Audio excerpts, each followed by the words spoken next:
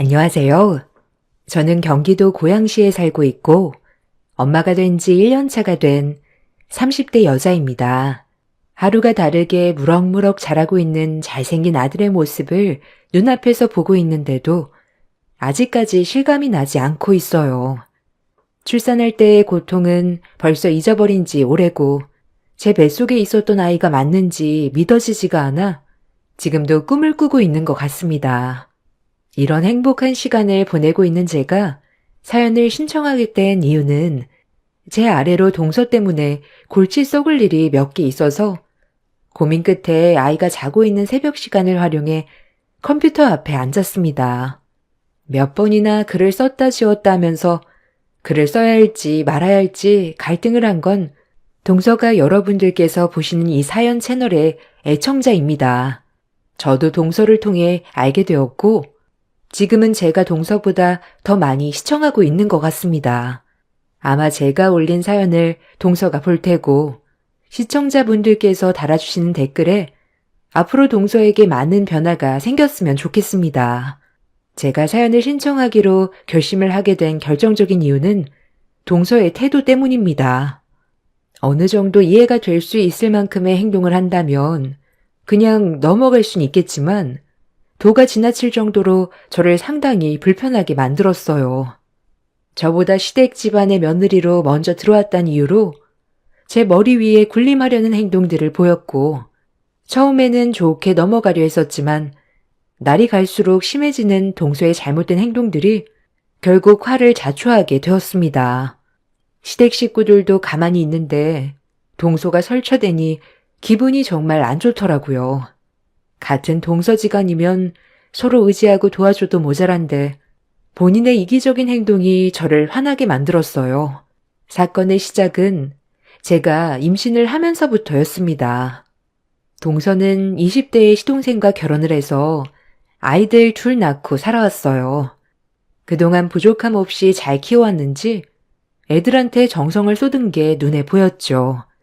그런 모습을 보니 좋아 보이기는 했지만 동서가 하는 행동들을 조카들이 그대로 따라하길래 그건 좀 아닌 것 같아 몇 번 동서한테 주의를 준 적이 있었습니다.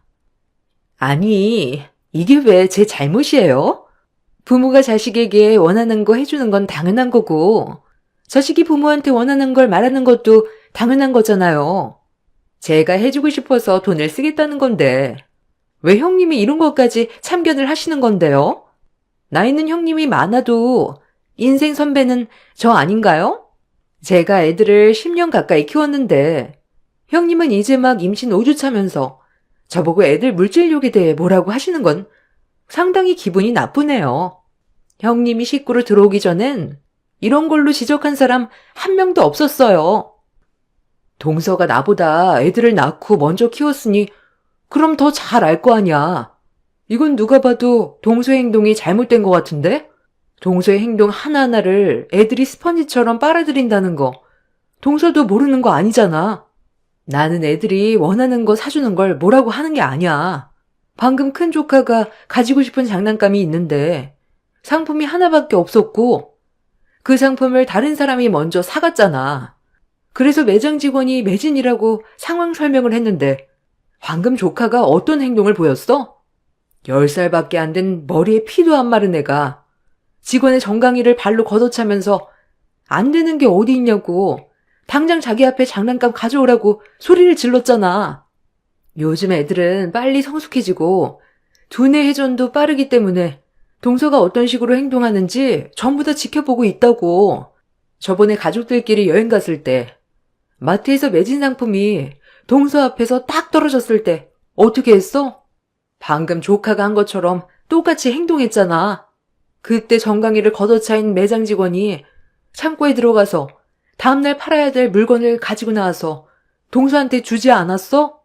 그때 경찰에 소송을 건다면서 매장 사장님이 뛰쳐나와 한바탕 했었지? 그 모습을 애들이 뒤에서 모두 지켜봐왔던 거고 진열되어 있던 장난감이 매진이 되니까 동서가 마트에서 보였던 기억을 떠올리고 똑같이 행동을 저지른 거잖아. 나는 이 점에 대해 조카한테 잘못된 행동이라고 얘기한 건데 애들 엄마인 동서가 잘못을 인지하지 못하고 되레 애들한테 잘했다고 하는 게 옳은 행동이야? 육아 선배라고 해서 모든 걸 현명하게 잘 대처할 수 있는 것도 아니고 방금 애들이 보인 잘못된 행동은 누가 봐도 알 수 있는데 동서는 자기 자식이니까 편을 들어주고 두둔한 거잖아. 애들한테 옳고 그름을 일깨워주지 않는다면 그건 부모로서의 자격이 없는 거지. 나는 동서가 잘못된 점은 바로 잡아줬으면 좋겠어. 동서는 제 말에 어이가 없다는 듯 혀를 차며 노려보더니 애들을 데리고 장난감 매장을 급하게 빠져나갔어요. 저는 큰 조카에게 정강이를 걷어차인 매장 직원에게 대신 사과를 드렸고 매장 직원은 다행히 상황을 크게 악화시키지 않았습니다. 웃어 넘겨주셨지만 어느 누구라도 그 입장이었으면 기분이 상당히 안 좋았을 겁니다. 그때가 남편과 결혼한 지 2년차 되는 날이었는데 매번 동서의 개념 없는 행동을 지켜보고 있던 저는 기분이 별로 안 좋았어요. 시부모님한테는 찍소리도 못하면서 동서가 손님으로 대우받는 위치에 있을 때면 항상 심기가 불편할 정도로 일하는 직원들을 함부로 대했습니다. 이런 동서의 모습을 저만 문제 삼은 건 아니었어요. 가족들 모두 잘못된 행동에 대해 지적을 했었지만 동서의 성격이 쉽게 고쳐지는 건 아니었습니다. 그러다 보니 불안은 점점 커졌고 동서와도 거리를 두게 되더라고요. 동서랑 저희 집이 걸어서 5분 거리인데 처음에는 자주 만나 아침도 같이 먹고 카페에서 차도 마시면서 좋게 지내보려 했었지만 앞서 설명드렸던 동서의 행동이 점점 거리를 두게 만들었습니다. 본인도 제가 가까이 하지 않는다는 걸 느끼고 있었는지 먼저 연락은 하지 않았어요. 그렇게 시댁 모임이 있을 때 말고는 개인적으로 동서와의 만남은 더 이상 하지 않았습니다. 임신 중에 스트레스도 몸에 안 좋기 때문에 최대한 마음을 편하게 가지려 했었는데 어느 날 갑자기 동서가 아침 일찍 저희 집 초인종을 눌렀어요. 아침부터 동서의 얼굴을 별로 보고 싶지 않았었는데 쉬지 않고 초인종을 눌러대면서 집에 있는 거 다 안다며 현관문을 빨리 열어달라길래 어쩔 수 없이 문을 열어주었네요. 형님, 요즘 저한테 왜 그래요?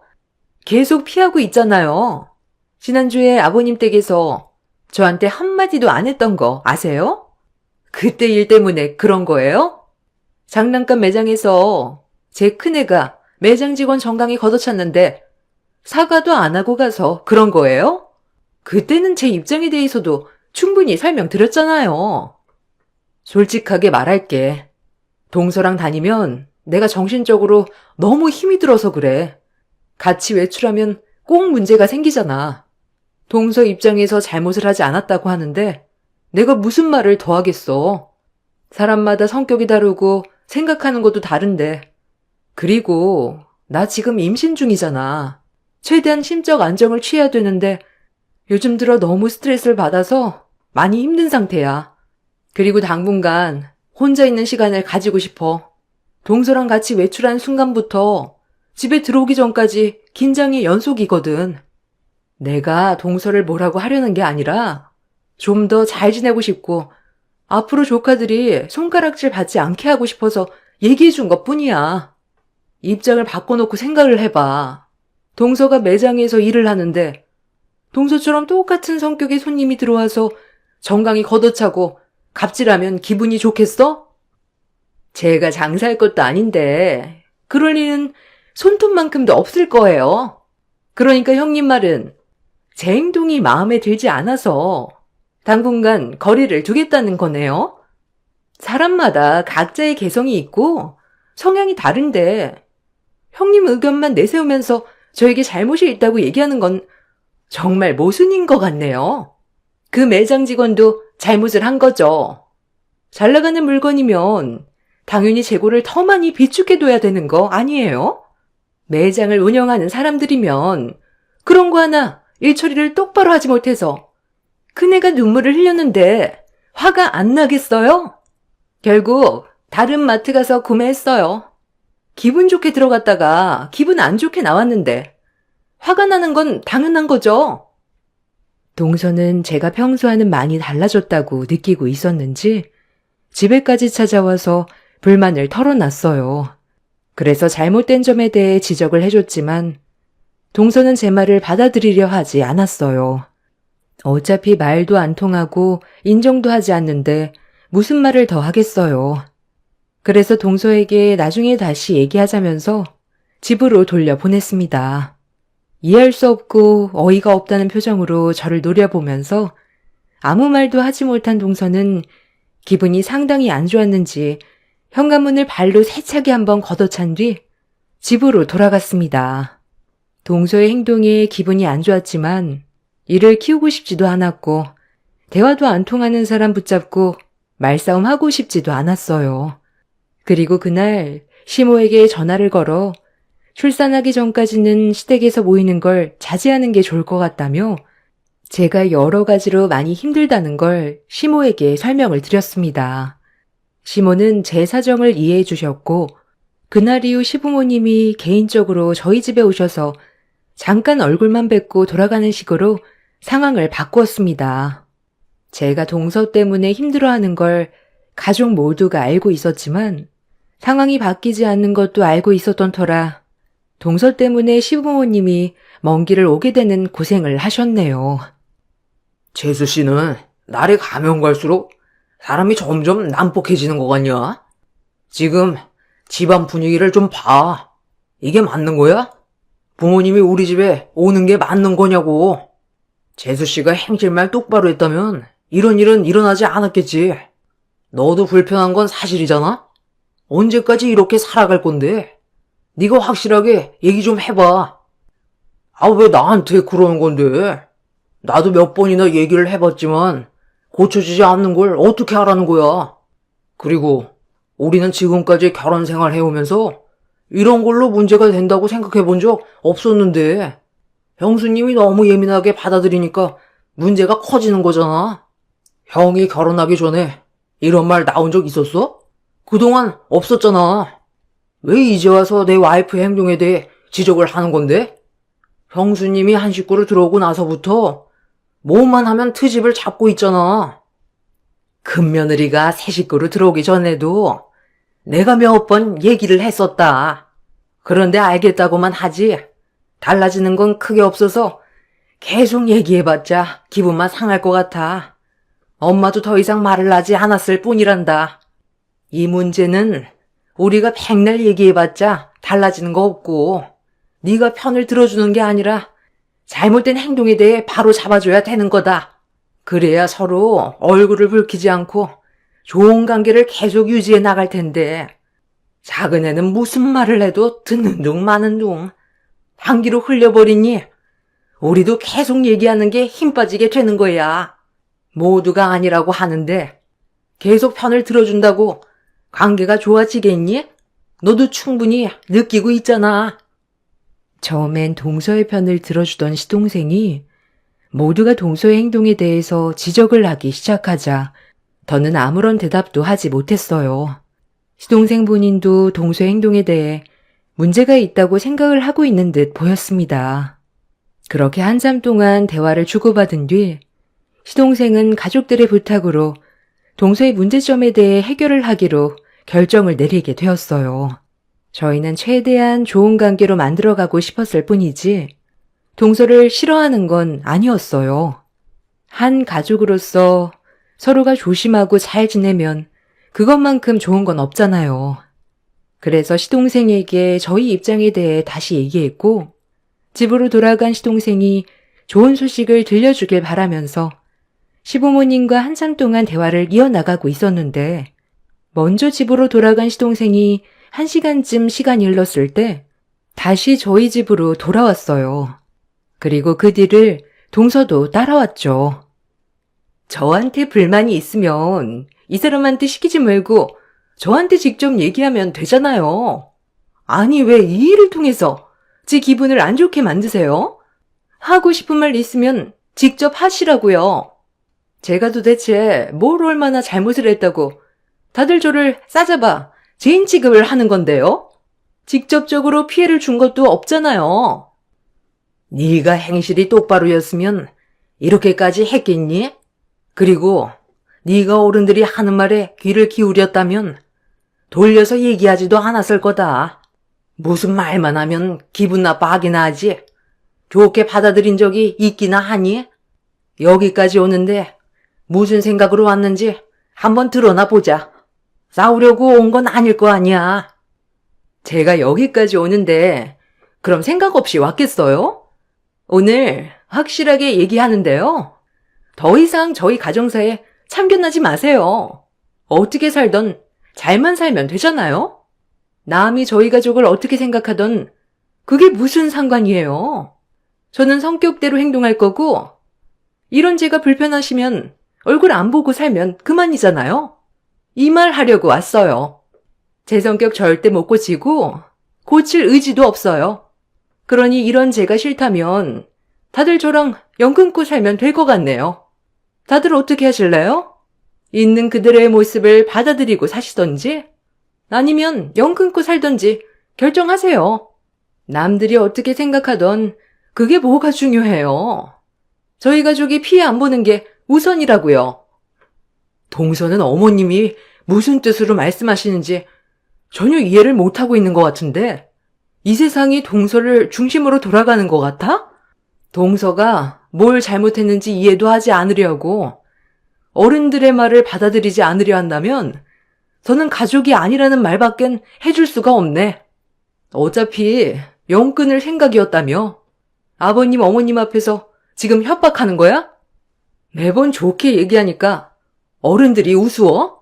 동서가 그동안 얼마나 잘난 인생을 살아왔는지 모르겠지만 더는 가족의 분열을 조성하지 말고 여기까지만 해. 동서가 오기 전에 이미 아버님, 어머님이랑 충분한 대화를 나누고 있었어. 우리는 동서가 서방님의 말을 듣고 올 거라고 예상하고 있었거든. 그리고 우리의 말대로 좋게 받아들이지도 않았지. 만약 서방님과 같이 왔을 때 앞으로 가족들의 얼굴에 먹칠하지 않고 행실을 똑바로 하겠다고 했으면 좋게 받아주려고 했는데 어쩜 조금의 예상도 빗나가지 않아? 동서 말대로 우리도 한계고 전 한 가족으로 받아들이기 힘드니까 오늘 이 시간 이후로 연 끊는 걸로 하자. 원하던 대로 해주니까 마음이 편하지? 앞으로 아버님, 어머님이랑 우리 가족 신경 쓰지 말고 동서 가족 잘 지키면서 행복하게 살길 바래.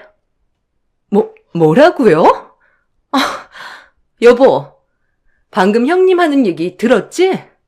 우리 집안을 아주 휘어잡으려고 한다니까?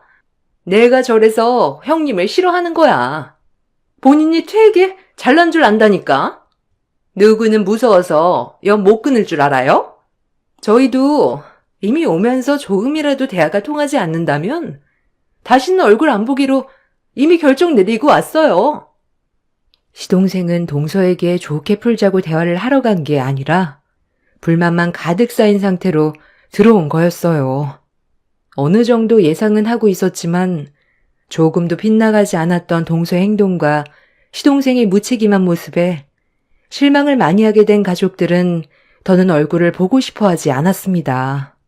특히 시부모님께서 개념 없는 동서에게 화가 많이 나셨는지 꼴도 보기 싫다며 당장 나가라고 언성을 높이셨어요. 그렇게 좋게 풀어갈 수 있을 줄 알았던 가족관계에는 균열이 생겼고 그날 이후 더 이상 동서 내외의 얼굴은 볼 수 없었고 연락 또한 오지 않았습니다. 차라리 잘 됐다 싶었어요. 그동안 받았던 스트레스도 많았었고 임신 중이었기 때문에 차라리 동서가 제 앞에 나타나지 않는 게 심적으로 안정을 취할 수 있었으니까요. 그렇게 서로 연락을 하지 않고 지낸 지 어느덧 9개월이나 시간이 흘러버렸고 만삭이 되어 출산이 임박했을 때쯤 동서에게 갑자기 연락이 왔어요. 9개월 동안 단 한 번도 전화 한 통 없었고 집에서 5분 거리에 있는데도 얼굴도 마주친 적 없었는데 갑자기 전화가 왔길래 고민 끝에 동서의 전화를 받아보게 되었습니다. 9개월 만에 전화를 했다는 건 안 좋은 일이 생겼을 확률이 높았기 때문에 연락은 안 하고 지냈었지만 전화가 온 걸 받지 않았다가 저에게 괜히 화살이 돌아오는 걸 원치 않았어요. 그렇게 오래간만에 동서와 통화를 하게 되었죠. 9개월 동안 연락 한 통 없이 잘 지냈으면서 갑자기 전화한 이유가 뭐야? 중요한 일 아니면 길게 통하고 싶지 않은데 쓸데없는 말 할 거면 그만 끊고. 형님, 제가 지금 도움받을 사람이 형님밖에 없어서 어쩔 수 없이 급하게 전화를 할 수밖에 없었어요.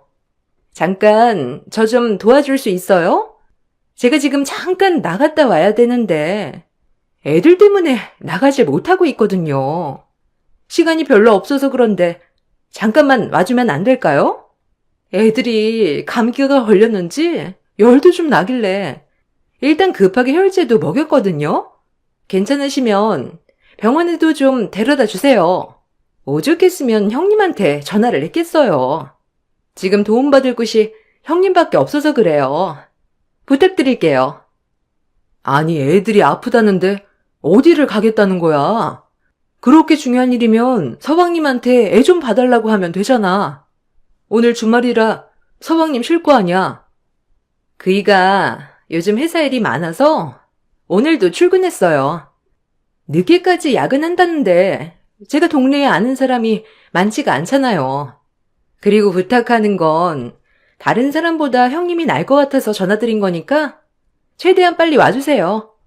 저 지금 시간이 많지가 않거든요. 지금 놓치면 또 언제 기회가 올지 몰라서 그래요. 정확한 얘기는 해주지 않고 일방적으로 본인 할 말만 하고 전화를 끊어버린 동서가 많이 급해 보였던 저는 어쩔 수 없이 집을 나설 수밖에 없었습니다. 가는 김에 그래도 가족이라고 동서 생각해서 시댁에서 시부모님과 함께 김장을 했던 김장김치 한 통을 들고 동서 집으로 향했어요. 만삭이었지만 거리가 가까워서 크게 무리하지 않고 동서 집에 도착할 수가 있었습니다. 초인종을 누르니 동서가 저를 많이 기다렸는지 급하게 문을 열어주더라고요. 그래서 집 안으로 들어갔는데 조카들이 기침을 하면서 힘들어하길래 서둘러 병원 갈 준비부터 했어요. 그런데 동서가 주방 테이블에 올려져 있던 김장김치를 보더니 저에게 한마디 툭 던졌네요. 어머, 김장김치 했어요? 아니, 이런 거 안 가져와도 되는데. 그래도 준 거니까 잘 먹을게요. 저 지금 나가봐야 하니까 형님이 애들 병원 데려다 주고 잠깐 집에서 애들 좀 돌봐주세요. 아, 그리고 방금 가져온 김치 어머님 댁에서 한 거죠. 그거 애들 배고프다고 하면 주지 마세요. 매년마다 느끼는 거지만 그 김치 진짜 별로예요. 제 입맛에 너무 안 맞고 영양가도 별로 없어 보여서 집에 가지고 들어오면 바로 음식물 쓰레기통으로 직행이거든요. 저는 사 먹는 김치가 훨씬 더 맛있더라고요. 이런 건 애들 주기도 무서워요, 형님. 어머님 댁에서 만든 김장김치가 위생에도 별로 안 좋잖아요. 깨끗한 환경도 아닌 시골 촌동네인데 어떻게 믿고 먹어요? 절대로 그 김치 애들 먹이지 마세요. 그리고 이거 10,000원 받으세요. 잠깐 다녀오는 거니까 그 시간 동안 돌봐주는 값이에요. 이 정도면 충분하죠? 동서, 지금 나를 어떻게 보고 이깟 10,000원을 내 앞에 내미는 거야? 이 김치 어머님이 누구 생각하면서 만든 건 줄 알아? 동서랑 서방님 생각나서 따로 포장을 해놓은 거라고. 만약에 내가 동서네 집에 들리게 되면 따로 건네주라고 어머님이 특별히 신경을 써서 만들어줬는데 쓰레기통에 전부 다 처박았다고? 동서 정말 간이 배 밖으로 나왔구나. 9개월 동안 서로 연락 안 하면서 지낸 동안 그래도 꽤 후회하고 있을 줄 알았는데 전혀 아니네. 지금 어디 가는지 나한테 솔직하게 얘기해. 안 그러면 나 그냥 집으로 돌아갈 거니까 당장 얘기하라고. 뭔데 애들까지 팽개치고 집을 뛰쳐나가려는 건데. 아우 정말. 얼마 시간 안 남았는데 계속 붙잡을 거예요? 이러다 저만 또 놓치게 된다고요. 오늘 특별 한정판으로 명품 매장에서 물건이 들어올 예정이에요. 몇 개 들어오지 않기 때문에 경쟁에서 이기려면 일찍 가서 줄을 서야 된다고요. 일단 다녀와서 설명해 드릴 테니 애들 좀 봐주세요. 부탁할게요. 동서가 급하게 신발을 신고 집 밖으로 뛰쳐나가려는 순간 저는 동서의 뒷 목덜미를 잡아 끌었습니다. 배 아파 낳은 자식들보다 명품 가방이 우선이라고 생각하는 동서의 행동에 저는 화가 치밀었고 나가지 못하게 붙잡았어요. 제가 동서 집에 있을 이유가 완전히 사라져버린 상태였습니다. 동서는 한 번이면 된다고 잠깐 시간을 빌려달라고 했지만 저는 끝까지 동서를 보내주지 않았습니다. 동서는 저에게 벗어나려고 몸을 밀쳤지만 강하게 밀지는 않았어요. 제가 만삭에 곧 출산 예정이라 동서도 조심하는 데 보였는데 시계를 슬쩍 보는 순간 조금의 망설임도 없이 저를 강하게 밀쳐버렸고 그대로 주저앉아 버렸습니다. 동서는 한정판으로 나온 명품 가방을 못 사면 전부 제 탓이라고 화를 낸 뒤 곧장 밖으로 나갔어요. 그런데 짧은 비명소리와 함께 동서가 그대로 뒤로 넘어져 버렸습니다. 남편이 문 앞에 서 있었고 동서가 급히 나가려다가 저희 남편과 부딪히게 된 거였죠. 제가 넘어져 있는 모습을 보게 된 남편은 무서운 얼굴로 변해서는 동서를 노려봤고 동서는 잠깐이면 된다고 남편까지 밀치면서 밖으로 나가려 하길래 남편은 동서의 팔을 잡아 집 안으로 강하게 밀어 넣었습니다. 그리고 그 장면을 시동생이 보게 되었는데 남편의 양 어깨를 밀치더니 넘어진 동서를 조심히 일으켜 세웠고 남편에게 입에 담지 못할 말을 퍼부어 댔네요. 원래 오늘 일을 늦게까지 해야 되는데 애들 몸이 안 좋아서 회사의 사정을 얘기하고 왔는데 지금 하준 엄마한테 뭐 하는 짓이야? 형이 뭔데 내 와이프를 밀쳐? 여보, 나 지금 빨리 백화점에 가봐야 되거든? 애들 좀 봐줘. 이러다 오늘 한정판으로 나온 명품 가방 살 수 없을지도 모른다고. 애들 병원부터 데리고 가. 지금 애들 몸이 안 좋은데 그깟 명품 가방이 먼저야? 이러려고 나를 부른 거였어? 한정판으로 나온 명품 가방을 사려고 만삭인 나를 부른 거였냐고. 그것도 모자라 곧 출산 예정인 나를 밀쳐? 너 완전 제정신이 아니구나. 서방님은 저런 동서가 어디가 좋길래 이런 한심한 삶을 사는 거예요. 정말 대책 없네요. 여태까지 잘 살아왔거든요. 형수님이 상관할 바는 아닌 것 같은데요. 저번에도 이 문제에 대해 말하지 않았나요? 그만 나가주시죠. 너 지금 너희 형수한테 그게 무슨 말버릇이야? 재수씨, 다시 한번 말하는데 방금 한 행동에 대해 똑바로 처신하지 않고 간다면 좋게 넘어가지 않을 겁니다. 아휴, 그러시던지요. 저는 지금 명품 가방이 더 급하거든요. 여보, 아주버님이 비켜주지 않는데 어떻게 좀 해봐. 나 정말 급하다니까? 아, 빨리 좀 비켜요, 정말. 너희들이 뭐가 무서운지 전혀 모르는구나. 내가 그동안 정말 참고 또 참았는데 도저히 안 되겠네. 다른 건 다 참아왔는데 임신한 내 와이프 넘어뜨리고 개념 없이 행동한 너희들 절대로 용서할 수 없을 것 같다. 여보세요? 네, 아버지 저예요. 지금 동생 집에 왔는데요.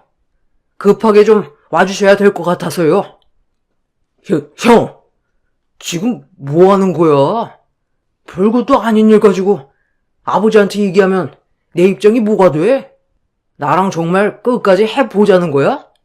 당장 전화해서 오지 말라고 다시 말씀드려. 자식들 내팽개치고 명품 가방을 우선순위로 생각하는 재수씨도 문제고 너도 아버지 밑에서 감사한 줄 모르고 대충 일하면서 돈 받아가는 거 더 이상 나도 못 참겠다. 들리는 얘기가 얼마나 많은 줄 알아? 너 회사에서 일 개판으로 한다며? 아버지가 우리 회사를 어떻게 키웠는지 몰라서 그래? 자식이면 당연히 누려야 될 권리 아니야? 나는 할 만큼 하고 타당하게 돈을 받은 것 뿐이라고. 그리고 어차피 회사에서는 형을 인정하지. 나는 거들떠도 안 보잖아. 어차피 수명인간 취급하고 있는데 열심히 다녀봤자 뭐해? 매달 들어오는 돈으로 인생 즐기면서 살면 되는 거지. 남편과 시동생은 시부 밑에서 일을 하고 있어요. 회사 규모가 좀 큰 편인데 서로 다른 지역에서 일을 하고 있습니다. 그러다 보니 서로 얼굴을 마주치게 될 일이 거의 없지만 남편은 그동안 시동생의 근무 태도에 대해 보고를 받고 있었어요. 연을 끊겠다고 난리를 친 이후 시동생은 시부 회사 일을 적극적으로 하지 않았고 뒤처리는 전부 회사에 남아있는 직원들 몫이었습니다.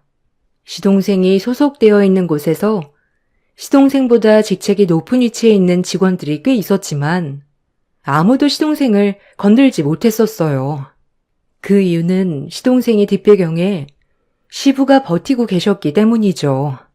시동생은 그걸 이용해 회사의 출근 도장만 찍고 그날의 기분에 따라 회사에서 빨리 나오거나 정시에 퇴근하거나 자기 하고 싶은 대로 하고 다녔습니다. 그러다 보니 남편이 화가 많이 난 상태였는데 시부가 힘들게 일궈온 회사에서 제대로 일을 하지 않고 매달 받는 돈으로 명품이나 사며 수준에 안 맞는 사치를 부리는 시동생과 동서의 모습에 실망을 많이 하게 된 남편은 시부에게 전화를 걸었고 걷잡을 수 없는 폭풍이 휘몰아쳤습니다. 남편은 시동생과 동서를 상대로 몸싸움을 벌였고 얼마 뒤 시부가 시동생 집에 도착하는 순간 모든 판도는 순식간에 뒤집어져 버렸습니다. 시부는 남편에게서 모든 상황들을 전달받게 되자 표정은 점점 어두워졌고 시부의 입에서 나온 한마디는 시동생의 퇴사철이었고 동서와 시동생은 사색이 된 얼굴로 말도 안 된다면서 인정할 수 없다고 시부에게 화를 냈습니다. 하지만 시부는 더 이상 아무 말도 하지 않은 채 집 밖으로 나가셨어요. 동서는 시부를 붙잡으려 했지만 남편이 중간에서 가로막자 동서가 자기의 앞길을 막았다고 남편의 얼굴에 손을 올렸습니다. 찰싹 소리가 집안에 울려 퍼지는 순간 저는 두 눈이 돌아버려 동서의 양뺨에 손을 올린 뒤 머리채를 잡아 사정없이 흔들어 젖혀 버렸습니다. 동서는 분노한 저를 당해내지 못하고 결국 저희 부부 앞에 무릎을 꿇게 되었네요. 동서의 집안이 잘난 것도 아니고 시동생을 만나서 그동안 사치를 즐겨놓고선 본인이 뭐라도 되는 것 마냥 행동하는 그런 모습들이 저희 가족은 더 이상 봐주고 싶지가 않았어요. 그날 이후 동서와 시동생은 시댁에 와서 대문 앞에 무릎 꿇고 손이 발이 되도록 빌었지만 가족들 모두 동서의 회를 받아주지 않았습니다. 지금까지 살아오면서 감사한 줄 모르고 시부의 등 뒤에서 자기 잘난 맛에 산 동서의 회는 1년이 지난 지금까지 받아주지 않고 있는 중입니다. 현재 시동생과 동서는 먹고 살기 위해 맞벌이를 하면서 입에 겨우 풀칠을 하고 있는 중이에요. 그동안의 사치에 밀려있는 카드값 때문에 생활고에 시달려 비싼 외제차까지 처분하고 좀 더 적은 평수로 이사까지 가게 되었네요. 시부와 남편은 1년 가지고는 절대로 정신 차리지 못할 거라며 최소 5년은 두고 봐야 한다고 동서의 회를 묵묵히 지켜보고 있습니다. 주택 건설 사업을 하고 계신 시부가 여러 지역의 회사를 키우고 있는 중인 중요한 시점에 시동생이 묻히기만 행동에 마음의 상처를 많이 받으신 듯 합니다. 시동생과 동서가 하루빨리 정신 차리고 제발 인간답게 살았으면 좋겠습니다. 동서가 제가 올린 사연을 시청하게 될 텐데 인생 선배님들께서 따끔한 조언 아낌없이 풀어주셨으면 좋겠습니다. 정신없이 제 사연을 풀어내다 보니 창밖에 한방눈이 내리고 있었네요. 출퇴근길 안전 운전하시고 올해 마지막 달인 12월 잘 마무리하시길 바라겠습니다. 감사합니다. 시작이 있으면 끝도 있다고 누구나 한 번쯤은 겪어야 되는 아픔인 건 알지만 멀게만 느껴졌던 그날이 저에게도 다가오게 되었습니다. 소중한 사람이 제 곁을 떠나버린 아픔을 겪었는데도 이 세상은 조금의 변화도 없네요. 저 또한 지금은 아무렇지도 않은 듯 애써 아픈 감정을 숨기고 출근을 하기 위해 지하철에 몸을 싣고 각자의 사연을 짊어지고 하루를 시작하는 많은 사람들의 틈에 껴서 매번 해오던 똑같은 일상을 보내고 있습니다. 시간이 흐를수록 제가 겪었던 아픔 또한 조금씩 무뎌지겠죠. 안녕하세요. 저는 대구에 살고 있는 30대 여자입니다. 지금은 이혼을 했지만 얼마 전까지만 해도 법적으로 부부 관계였던 남편과 3년의 결혼 생활을 유지해 왔었습니다. 한없이 착해 빠진 모습에 반해 결혼을 선택했었고 함께 살아오면서도 제가 남편을 선택한 거에 대해 조금도 후회한 적이 없었죠. 그런데 평탄할 것만 같았던 제 삶에 갑작스러운 변화가 찾아오게 된 건 엄마의 건강이 악화되면서부터였어요. 언제부터인가 음식을 먹을 때마다 소화도 잘 안 되시고 입맛도 없으신지 끼니를 거르시게 되는 일이 많아지셔서 신경이 쓰이기 시작했는데 엄마가 나이가 들면서 운동 부족으로 인해 찾아온 우울증 비슷한 증상 같다며 그때부터 산에 오르기 시작하셨습니다. 적지 않은 나이셔서 최대한 무리가 되지 않는 선에서 엄마가 건강관리만 잘하신다면 크게 문제가 되지 않을 것 같아 저도 적극적으로 추천을 했었어요. 그런데 운동을 시작하셨던 엄마를 볼 때마다 체중이 눈에 띄게 빠지는 것 같아 뭔가 좀 이상함을 느껴서 몸에 문제가 생긴 것 같은 불안함이 엄습해 왔었습니다. 산을 자주 다니시기는 했지만 운동량에 비해 급격하게 빠지는 체중은 저에게 불안함을 느끼게 만들었어요. 엄마는 운동을 하면서부터 조금씩 괜찮아지고 있는 것 같다고 했지만 제가 봤을 때 더 악화가 되어가고 있는 것 같아 병원에 가지 않겠다는 엄마를 모시고 강제로 정밀 건강검진을 시작했어요. 그런데 불안했던 마음은 조금도 빗나가지 않았고 엄마는 이미 손을 쓰기에도 힘들 정도로 상태가 많이 안 좋았었어요. 의사의 입에서 나온 말은 위암 4기 판정이었습니다. 엄마와 저는 예상치 못했던 진단 결과에 서로 바라만 볼 뿐 무슨 말을 해야 될지 모르겠더라고요. 저는 담당 의사에게 치료를 받으면 좋아질 수 있냐고 물어봤지만 의사는 좀 더 정밀한 검사가 필요하겠지만 이미 암세포가 다른 곳에 전이가 됐을 가능성이 클 것 같다면서 말을 아끼셨어요. 병원에서는 상황이 더 악화가 되기 전에 적극적인 항암 치료를 권장했지만 엄마는 의사에게 주어진 시간이 얼마나 됐는지를 물어봤어요. 의사는 아주 희망이 없는 것도 아니고 모든 상황은 엄마의 의지에 따라 생명이 연장될 수도 단축될 수도 있는 거라면서 항암 치료를 받지 않는다면 그래야 1년 이내로 보셨습니다. 반대로 항암 치료를 받는다면 암세포가 자라는 걸 어느 정도 억제할 수가 있기 때문에 1년 이상 더 나아가 기적까지도 볼 수 있기 때문에 절대로 희망의 끈을 놓으면 안 된다고 엄마에게 치료를 적극 권장했어요. 저 또한 상황이 더 악화되기 전에 서둘러 입원 수속을 받기 위해 도와드리려고 했는데 엄마에게 충격적인 말을 듣게 되었습니다. 엄마, 지금 제정신이야? 치료를 받지 않겠다는 게 말이 돼? 엄마는 나만 놔두고 떠날 자신 있어? 기적이 있을 수도 있다잖아. 서둘러 입원 절차 밟으면 살 수도 있다는 말인데 무슨 생각으로 그런 결정을 내린 거야? 나는 아직 엄마를 떠나보낼 마음의 준비가 전혀 되어 있지 않으니까 치료받지 않겠다는 말은 하지 마. 기적이라는 말이 무슨 뜻인지 모르니? 내가 살 수 있는 확률이 희박하다는 얘기잖아.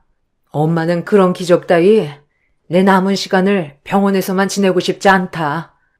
그 기적을 바라보고 남은 시간을 병원에서 보내다 기력까지 전부 떨어져서 아무것도 하지 못한 채 눈을 감게 되면 엄마가 편히 떠날 수 있을 것 같니? 앞으로 엄마에게 남은 시간 가치 있게 쓰고 싶어. 그러니 너도 엄마의 결정에 존중해 줬으면 좋겠다. 서로가 바빠 함께한 시간도 적은데 우리 여행이나 가자. 제가 병원에서 엄마를 붙들고 애원을 했지만 결국 항암 치료받는 걸 단호하게 거절을 하셨고 앞으로 필요하게 될 약만 처방을 받으셨습니다. 그리고 엄마에게 주어진 시간을 가치 있게 사용하기 위해 바쁘게 움직이셨습니다. 그런 모습을 지켜볼 수밖에 없다는 게 너무 마음이 아팠지만 엄마의 생각을 존중해 줄 수밖에 없었어요. 그리고 이런 안 좋은 상황을 남편과 시댁 식구들이 듣게 됐는데 계속해서 제 심기를 자극시키는 말들로 저를 불편하게 만들었어요. 이번에 사돈이랑 일주일 정도 여행 가기로 했다면서 정말 항암 치료를 받지 않겠다니? 아예 마음을 정리했나 보구나. 사람은 누구나 때가 되면 떠난다곤 하지만 막상 사돈에게 주어진 시간이 얼마 남지 않았다고 하니 내 마음도 참 씁쓸하구만. 나도 나중에 사돈의 길을 따라갈 걸 생각하니 나도 주어진 시간을 가치 있게 보내야 될 것 같더라. 그런데 현실은 하고 싶은 대로 하면서 살 수 없다는 게 문제지. 생각만 가지고 있지. 실행을 옮기기에는 결정적으로 돈의 속박에서 벗어날 수가 없잖니. 사돈께서는 사돈 어른이 남기고 가신 재산이 있으니 그런 걱정은 안 해도 되니 얼마나 마음이 편하겠어? 눈 감을 때까지 모아놓은 재산 다 쓰고 떠나지도 못할 정도로 많이 있잖아. 건물 임대료만 받아먹어도 그게 얼마니? 그 건물의 가치가 90억 정도 된다더만. 그거 처분해서 남은 시간 하고 싶은 거 하면서 살면 눈 감아도 후회는 없을 것 같네. 어차피 그 재산 너한테 전부 다 떨어질 텐데 쓸 만큼만 빼고 나머지는 하루빨리 넘겨주면 참 좋겠다. 우리도 사돈 덕 좀 보면서 살아도 되잖니? 가족 좋다는 게 뭐니? 아마 사돈이 떠나기 전에 우리한테 뭐 좀 남겨주고 가겠지? 아, 엄마. 이 사람이 지금 정신적으로 얼마나 힘든 시간을 보내고 있는지 알면서 왜 그런 말을 하세요? 뭐가 중요한지 모르세요? 아, 제발 생각 좀 하고 말을 해요. 오빠는 왜 엄마한테 큰 소리야? 엄마는 현실적인 대화를 하고 있는 중이잖아. 어찌됐든 새언니한테 그 많은 재산이 남겨지는 건 맞으니까 물어보는 건데 왜 오빠가 예민하게 반응해? 언니, 저희 엄마 말에 기분 나쁜 건 아니죠? 돈 얘기를 안 할 수는 없는 거잖아요. 그 많은 재산 어떻게 할 거예요? 아가씨, 그게 지금 무슨 말이에요? 우리 엄마가 가지고 계신 재산으로 뭘 어떻게 할 거냐니. 내가 그런 것까지 설명을 해줘야 돼요? 아직 오지도 않은 일을 벌써부터 생각을 해야 되냐고. 어머님이 방금 저에게 하신 말은 엄마가 돌아가시면 그 재산 좀 나눠달라는 거잖아요. 남은 인생 돈에 쪼들리지 않고 펑펑 쓰면서 살고 싶다는 말을 하고 싶은 거 아니었어요? 제가 그런 것까지 설명을 해야 돼요? 이런 기분으로 더 이상 얼굴 마주하고 싶지 않으니까 먼저 일어나 볼게요. 엄마에게 주어진 시간이 얼마 남지 않았다는 걸 모두들 알게 되면서부터 얼굴만 보면 돈 얘기밖에 하지 않았어요. 그런 말들을 들었을 때 시댁 집안 사람들은 저희 엄마가 하루빨리 떠나길 바라고 있는 것 같아 보였어요. 남편이 옆에서 편을 들어주긴 했지만 크게 도움이 되지는 않았습니다. 오히려 시댁 가족들과 저와의 관계를 더 안 좋게 만드는 불쏘시개 역할을 한 것 같아 기분이 안 좋았는데 시댁에서 뛰쳐나온 저를 뒤따라온 남편이 저에게 갑자기 화를 내더라고요. 야, 솔직히 우리 가족만 잘못이 있다고 할 순 없잖아. 장모님 건강이 안 좋아져서 돈 얘기가 오고 간 거고 그 많은 재산 어떻게 사용할지 궁금하니까 물어볼 수도 있는 건데 왜 이렇게 예민하게 반응을 하는 거야? 다들 당신 마음 충분히 이해하고 있어. 그만큼 우리 가족도 많은 영향을 받고 있다고. 아, 그래서 엄마가 떠나시고 남기신 재산을 어떻게 쓸지 그런 고민을 벌써부터 하고 있었던 거야? 내 마음을 충분히 이해해주는 사람들이었으면 돈 얘기는 입 밖으로 꺼내지도 않았겠지. 우리 엄마 아직 건강하시고 멀쩡해. 그리고 당신 집안에는 땡전 한 푼 들어가지 않을 거니까 김칫국 좀 그만 마시라고 해. 엄마가 위암 사기 판정 진단을 받았을 때부터 시모는 얼굴만 보면 엄마가 소유하고 있는 건물을 어떻게 할 건지 매번 물어봤어요. 처음에는 그냥 대충 넘겼는데 시간이 지날수록 엄마의 건물을 욕심내고 있는 게 눈에 보였고 신우 또한 시모를 거들면서 저를 불편하게 만들었습니다. 남편의 경우 처음에는 장모님을 많이 걱정해주고 시모와 신우가 저에게 말실수를 했을 때 따끔하게 한마디 했었는데 어느 순간부터는 그냥 형식적인 말들만 반복을 했어요. 화가 커지는 걸 막으려고 귀찮아서 하는 수 없이 마음에도 없는 말투로 저를 걱정하는 척 편을 들어주고 있었죠. 제가 평소에 알던 남편의 모습과는 많이 달라진 모습에 기분이 안 좋았었는데 또다시 엄마의 재산 얘기가 나오면서 참고 참았던 제 감정은 결국 터져버리게 되었고 그날 이후 시댁에는 발길을 끊어버렸습니다. 시모와 신우의 얼굴을 보면 또 엄마의 재산 얘기가 나올 게 뻔하고 나는 듣기 싫은 말을 들어야 하는 그런 상황들이 싫었기 때문에 남편한테 당분간 시댁에 가지 않겠다고 했어요. 시부는 원래 말수가 적긴 했었지만 그래도 말실수를 했으면 한마디 정도는 해줄 법한데 전혀 신경 쓰지도 않고 과일에만 집중하고 계시길래 그런 모습들이 저에게는 너무 서운하게 다가왔어요. 순하고 착한 남편의 모습만 보고 결혼을 했던 3년의 시간이 점점 후회로 다가오기 시작했고 부부 금실에도 결국 금이 가게 되었네요. 시댁에서 안 좋은 말들을 주고받고 난 이후 저희 부부는 각방을 사용했고 그런 관계가 지속되는 생활이 답답해서 당분간 엄마 집에서 지내겠다는 메모 한 장 남겨두고 간단히 짐을 챙겨 집을 나왔습니다. 남편은 분명 메모를 확인했을 텐데도 저에게 어떠한 연락도 주지 않았어요. 엄마 하나 신경 쓰는 것도 벅찬데 남편까지 저를 힘들게 하니 제 속은 말이 아니었죠. 그렇게 남편과 시댁 식구들의 연락을 전부 차단한 뒤 한 달 정도의 시간이 흘렀을 때 엄마와 저녁을 함께 하기 위해 음식 준비를 하고 있었는데 갑자기 초인종이 울렸어요. 아무 생각 없이 인터폰을 확인해 보니 남편이 얼굴을 비추고 있길래 현관문을 열어 그동안 연락 한 통도 없었으면서 갑자기 찾아온 이유를 기분 나쁜 표정으로 물어봤어요. 남편은 들어가서 얘기 좀 해야 될 것 같다며 제가 허락하지도 않았는데 무작정 들어오더니 거실 소파에 앉아있는 엄마한테 불만을 털어놓기 시작했습니다. 내가 왜 그동안 너한테 연락을 안 했는지 알아? 나도 너랑 지금까지 살면서 정말 많은 배려를 해줬다고 생각했는데 정작 너는 우리 가족의 실수를 조금도 용납하지 않는다는 거야. 그래서 나도 기분이 너무 안 좋아져서 대화 자체를 하고 싶지가 않더라고.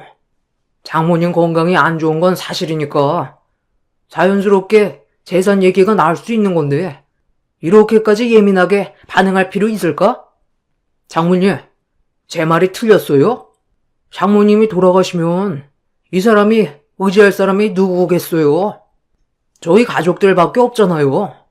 그래서 앞으로 그 많은 재산을 어떻게 하면 좋을지 의논 정도는 해볼 수 있는 거 아니겠어요? 의논? 그게 무슨 의논이야. 당신 식구들의 일방적인 생각 아니었어?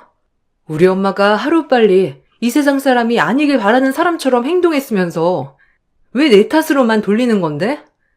당신 집안 식구들의 생각만 얘기하려고 한 달 만에 나타난 거면 그냥 돌아가.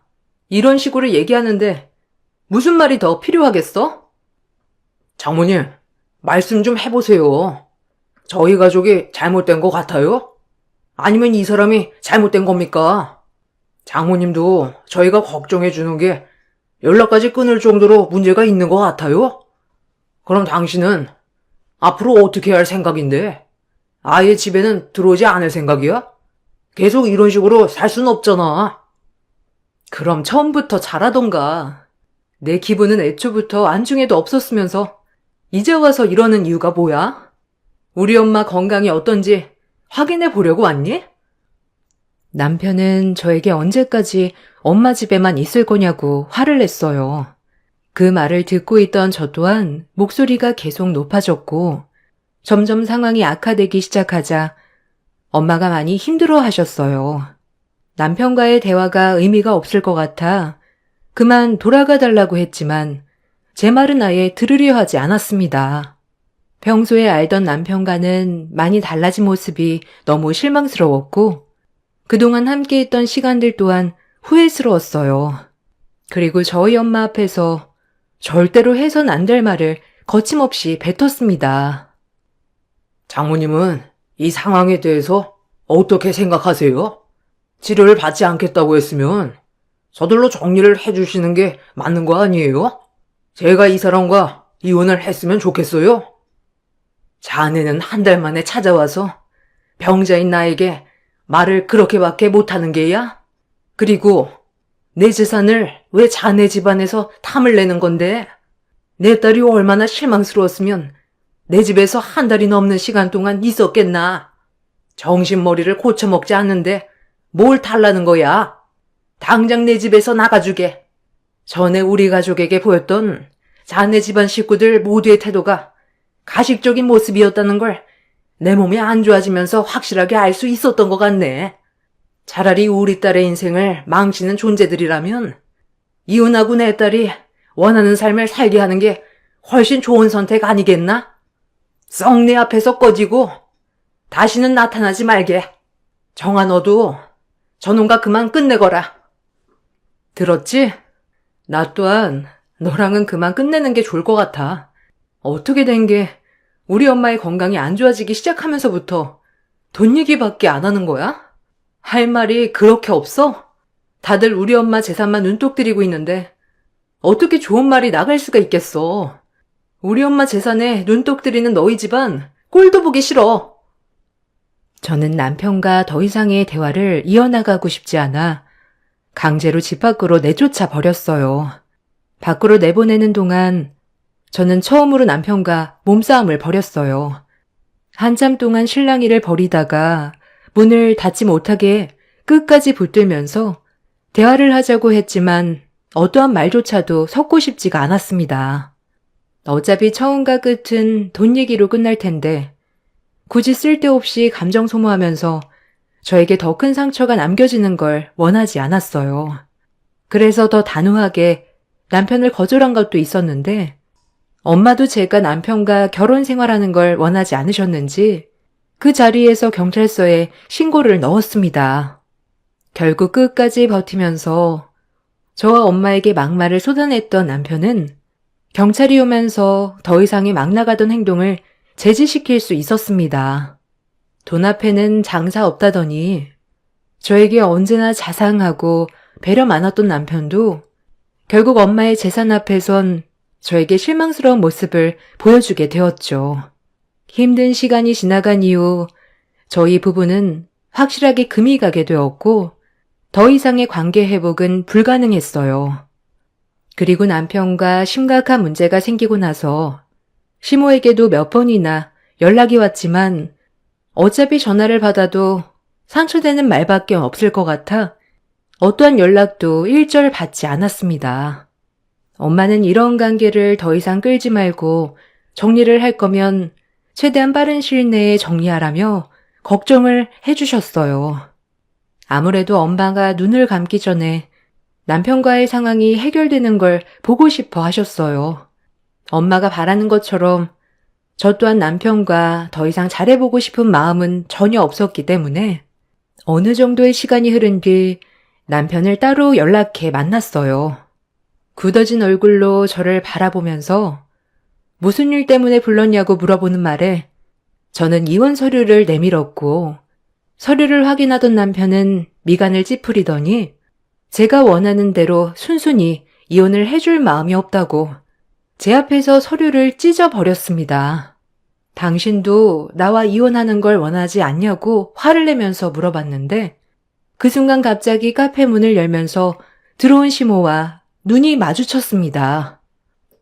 내 전화는 끝까지 안 받더니 결국 내 아들과 이혼할 생각을 가지고 있었던 거야? 재산 얘기 좀 했다고? 이게 이혼 서류까지 오고 갈 정도로 심각한 일이니? 그럼 저한테 원하는 게 뭔데요? 그냥 서로 솔직해지는 게 좋지 않을까요? 저희 엄마 재산이 가지고 싶다고 대놓고 말을 하세요. 그걸 놓치기 싫으니까 여기까지 나온 거 아니세요? 저는 이 사람과 조용히 이혼하고 싶었던 것 뿐이지 시끄러운 상황을 만들고 싶지 않았는데 여기까지 나오신 걸 보면 제 입에서 이혼 얘기가 나올 줄 알고 이 사람을 뒤따라 나왔다는 건데 제가 무슨 말을 더 해야 되는 건가요? 어차피 달라지는 건 전혀 없고 이 서류를 가지고 나왔을 때부터 확고하게 결정을 내린 상태라 여기까지만 하고 싶어요. 이번에 겪게 되면서 느낀 건 저희 가족의 재산만 보고 결혼한 건 아닌지 그런 생각이 너무 크게 들더라고요. 그리고 결정타를 날렸던 게 얼마 전에 저희 엄마 집에 무작정 들이닥쳐서 한바탕 난리를 쳤을 때 더욱더 확실하게 알 수 있었어요. 그래서 오늘 확실하게 정리하려고 부른 거예요. 어느 정도 예상은 하고 있었는데 제가 생각하는 대로 다 맞아떨어지니까 더 소름이 돋는데요. 이 사람이 이혼 서류를 찢을 줄 알고 미리 여분을 더 챙겨왔거든요. 오늘 이 서류를 다 찢어버려도 소송까지도 생각하고 있으니까 서로 힘든 시간들을 보내는 것보다 그냥 좋게 정리하자. 네가 원하는 대로 될 것 같냐? 이깟 서류 백날 내밀어봤자 어차피 달라지는 건 아무것도 없어. 나는 그냥 지켜보고만 있을 줄 알아? 소송이 몇 년이 걸리든 한번 해보자고. 네가 원하는 대로 쉽게 흘러가진 않을 거야. 그럼 서로 할 말은 끝난 것 같으니까 나 먼저 일어나 봐도 되지? 하나만 알고 둘은 모르는 미련한 것. 네가 내 아들을 힘들게 한 만큼 그 아픔을 100배, 1000배 되돌려 줄 테니까 조만간 다시 한번 보자고. 그때 피눈물 흘리게 만들어주마.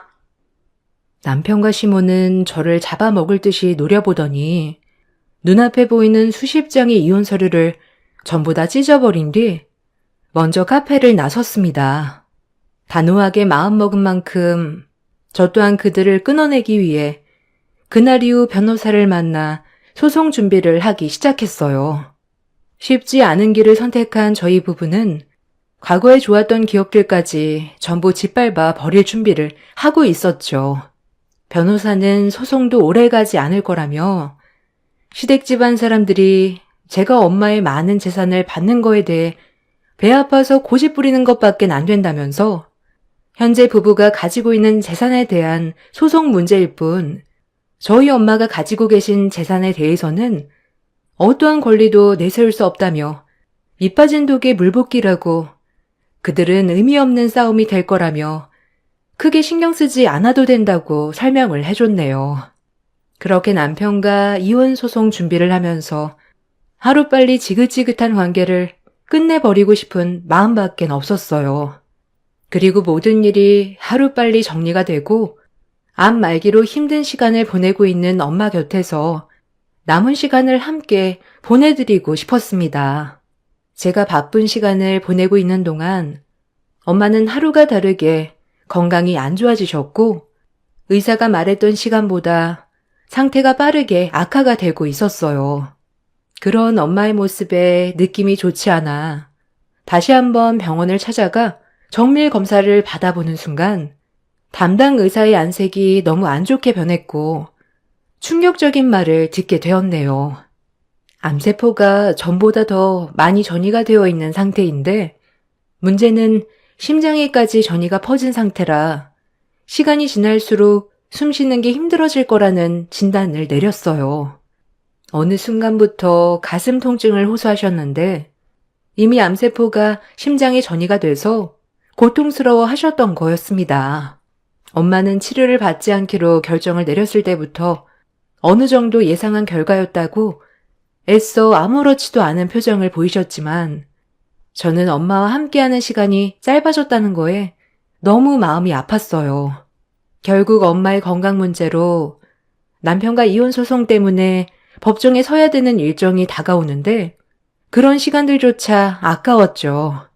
엄마 옆에 조금이라도 더 있어주고 싶어 남편한테 소송은 나중에 해야 될 것 같다고 문자 한 통 남긴 뒤 일정을 취소했습니다.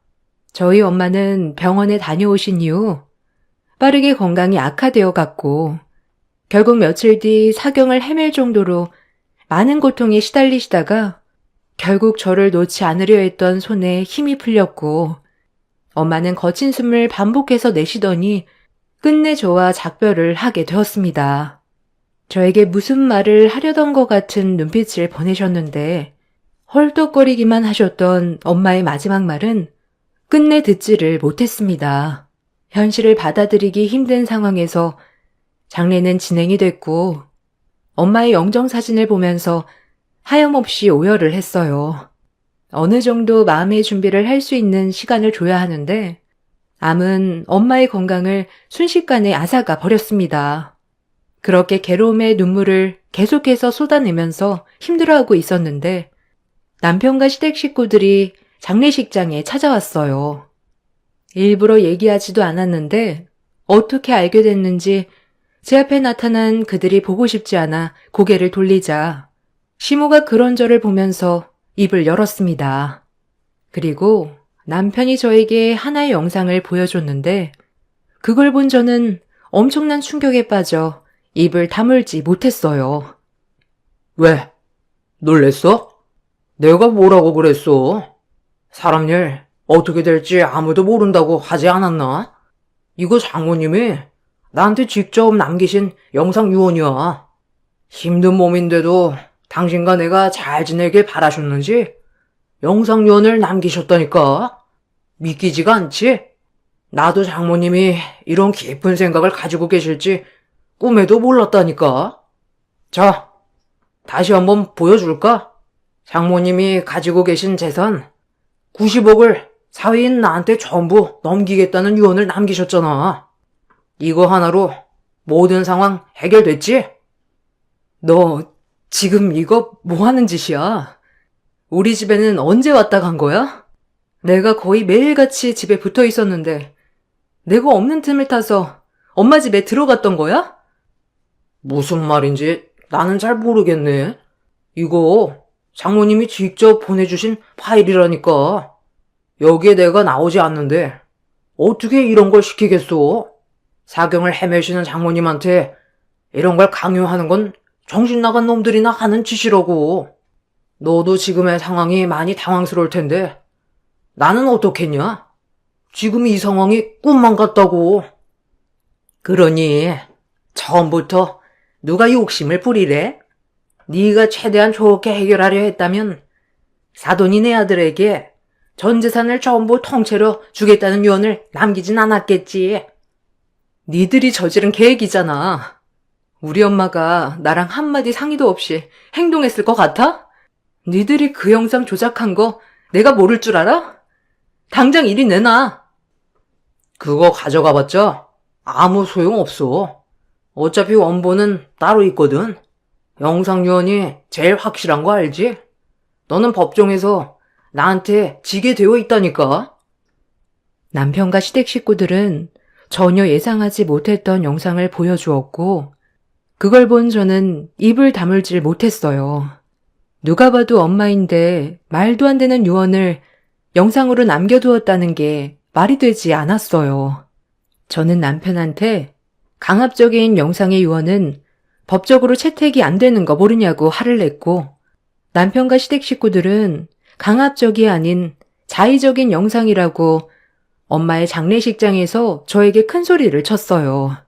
사경을 헤매고 있는 엄마였는데 영상을 힘들게 읽는다는 건 말이 되지가 않았습니다. 그래서 그들에게 엄마의 장례가 끝이 나고 법적 소송이 다시 제기될 때 그 영상에 대해서 조금이라도 개입이 되었거나 문제가 있었다면 절대로 용서하지 않을 거라고 장례식장이 떠나갈 정도로 화를 냈습니다. 남편은 제 말에 눈 하나 깜빡거리지 않고 웃으면서 저를 바라보더니 90억 재산은 자기 것이 될 거라고 되려 큰 소리를 쳤습니다. 전혀 예상치 못했던 일들을 겪게 된 저는 절망스러웠고 어떻게 돌아가고 있는 건지 너무 혼란스러웠어요. 그렇게 장례식장에 들이닥친 시댁 식구들은 한바탕 엄마의 유언 영상을 가지고 난리를 친 뒤 장례식장을 나갔는데 그때부터 엄마의 장례를 제대로 치를 수가 없었어요. 엄마의 재산 90억을 사위에게 남기겠다는 영상 유언은 자의적이 아닌 강압적이라는 걸 저는 알 수가 있었어요. 제가 없는 틈을 타 남편이 들어와 사경을 헤매고 있는 엄마를 일으켜 억지로 영상을 찍게 만들지 않고서야 이런 일은 절대로 벌어지지 않을 상황이었습니다. 정말 힘들었던 엄마의 장례를 겨우 끝낸 뒤 저는 서둘러 집 주변 CCTV부터 확보를 하기 위해 경찰의 도움을 받은 뒤 집안의 물건들을 정리하고 있는데 엄마가 누워있던 안방 침대에 지쳐있는 몸과 마음을 잠깐 쉬려고 누웠는데 그 순간 제 눈에 무언가 반짝이는 게 눈에 들어왔어요.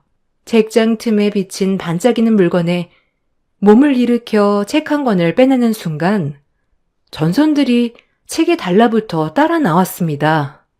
순간 온몸에 소름이 돋았고 책을 펼치는 순간 소형 CCTV가 책 안에 들어가 있었어요. 줄을 따라가 확인을 해보니 책장 및 서랍과 연결되어 있었고 그 안에는 실시간으로 녹화가 되고 있었는지 기계가 작동 중이었어요. 떨리는 손으로 CCTV 녹화 중지 버튼을 누른 뒤 외장 하드를 컴퓨터에 연결해 녹화된 영상들을 확인하는 순간 저는 말도 안 되는 충격적인 장면에 눈물이 왈칵 쏟아지고 말았네요. 엄마, 빨리 들어와. 시간 없어. 최대한 서둘러 끝내고 돌아가야 우리 계획대로 진행이 된다고. 나중에 장례식장에서 이 영상을 보여주면 아마 나를 소송 걸려고 주변 CCTV는 다 찾아볼 거야. 그럼 이 유언 영상이 강압적이었다는 걸 알게 될 텐데 그럼 반대로 엄마랑 내가 문제가 생길 수 있잖아. 그래서 조금이라도 틈을 보이면 안 된다니까. 돌다리도 두드려보고 건너야 된다고. 걔 성격이 얼마나 신중하고 조심스러운데 영상 유언 보자마자 자의적이 아니라는 증거를 찾기 위해 눈에 불을 켜고 단서를 찾아내려 노력할 거야. 그래서 내가 중국집 배달부처럼 옷을 입고 헬멧을 쓰고 들어온 거라고. 엄마는 내가 하자는 대로만 하면 되니까 제발 쓸데없는 걱정은 하지 말고 제가 시키는 대로만 하세요. 엄마, 일단 장모님 좀 이렇게 세워봐요. 빨리요. 사돈, 정신 좀 차려봐요. 지금 상당히 몸이 힘든 거 저희도 알고는 있는데요. 우리도 먹고 살아야 되지 않겠어요? 그러니 힘들어도 좀 일어나 봅시다. 장모님, 정신 차리세요. 정아가 금방 돌아올 텐데 그 전에 빨리 찍어야죠. 장모님, 제 말 안 들려요? 마지막 힘을 쥐어짜라니까요. 자, 저 좀 보세요. 정아가 지금 임신했어요. 아빠 없는 아이로 만들 거예요? 저희가 이혼했으면 좋겠냐고요. 저 나쁜 놈 만들지 마세요. 장모님이 제가 원하는 대로 해주지 않는다면 정아 뱃속에 있는 아이는 지우라고 할 거예요. 지금부터 장모님이 어떻게 행동하시냐에 따라 정아와 제가 행복해질 수도 있는 거고 불행해질 수도 있는 거예요. 자, 따라해 보세요. 내 재산 90억 사위에게 남깁니다. 그리고 이 영상은 강압적이 아닌 자의적인 영상입니다. 이거 한마디만 하시면 됩니다. 그럼 저 앞으로 정아한테 좋은 남편이 되어줄게요. 하지만 따라주지 않는다면 정아는 불행한 삶을 살게 될 거예요. 시간 없어요. 엄마는 그냥 촬영만 하고 있어요. 내가 편집하면 되니까 처음부터 끝까지 촬영만 하고 있으면 돼요. 장모님, 정신 차리라니까요. 진짜 이 노인네가 갈 때 가더라도 나한테 90억은 주고 가야 될 거 아니야? 너희들이 이러고도 무사할 줄 알아? 내가 유언을 남긴다고 니들이 가져갈 수 있는 게 있을 줄 아냐고? 그리고 내 딸이 임신했다고? 어디서 거짓말이야? 임신을 했는지 안 했는지는 이따가 물어보면 되잖아요. 내가 말하는 건 장모님이 떠나고 난 뒷일에 대해 얘기하는 거예요. 90억이 내 손에 들어오지 않는 이상 나는 절대로 이혼 안 해줄 거거든. 이게 무슨 말인지 알고 있죠? 장모님이 지금 당장 자의적인 영상 유언을 남겨줘야 정화 목숨을 보장해 드릴 수가 있어요. 정화도 장모님들을 따라가게 만들어 줄까요? 90억이 손에 들어오게 생겼는데 우리 가족이 지금 눈에 뵈는 게 있을 것 같아? 큰 돈을 줄 수 있다는데 뭔 짓을 못해? 아유, 답답한 노인네야. 그냥 한마디만 하면 끝나는 건데 죽기 전까지 고집 부릴 거야? 당신 딸까지 잘못되게 하고 싶지 않으면 눈 딱 감고 한마디만 하면 된다니까. 나머지는 우리가 알아서 할 테니 걱정하지 말고 90억이 당신 딸 목숨값이라고 생각해. 그럼 마음 편하잖아. 눈이라도 편히 감아야 되지 않겠어? 엄마가 설치해둔 CCTV에 담긴 녹화된 영상은 저에게 엄청난 충격을 안겨주었어요. 엄마가 눈을 감은 이후에 저에게까지 문제가 생기게 될까봐 결국 남편이 시키는 대로 영상 요원을 찍게 되었네요. 하필 그때 제가 잠깐 자리를 비웠던 건 어떤 남자가 차량을 빼다가 제 차를 긁어버렸다는 전화를 받아 잠시 자리를 비웠던 건데 그것 또한 남편이 계획한 것 같은 느낌이 강하게 들었습니다. 그리고 임신을 하지도 않았었는데 남편은 저희 엄마에게 극도의 불안감을 안겨주기 위해 온갖 안 좋은 말들로 엄마를 압박했어요.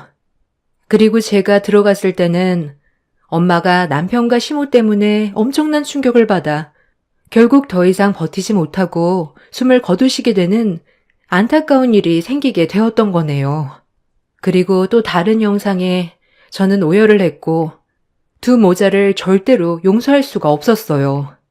제가 남편과 소송 준비로 변호사를 만나고 정신없을 때 엄마가 남편과 시모가 집 주변을 어슬렁거리는 걸 몇 번 봤었는데 제가 너무 많은 일들을 혼자서 감당할 수 없는 힘든 일들이 겹치다 보니 또 다른 걱정거리를 안겨주고 싶지 않아 지켜보기만 하다가 혹시 모를 상황을 대비해 엄마의 방에 CCTV를 설치해 둔 거라며 두 모자의 수상한 움직임에 무언가 계획이 있는 것 같아 나중에 저에게 도움이 되길 바라는 마음에 안방에다가 CCTV 설치 기사를 불러 도움을 받았던 거였어요. 그리고 엄마의 신중한 행동으로 저는 결정적인 단서를 얻을 수가 있었습니다.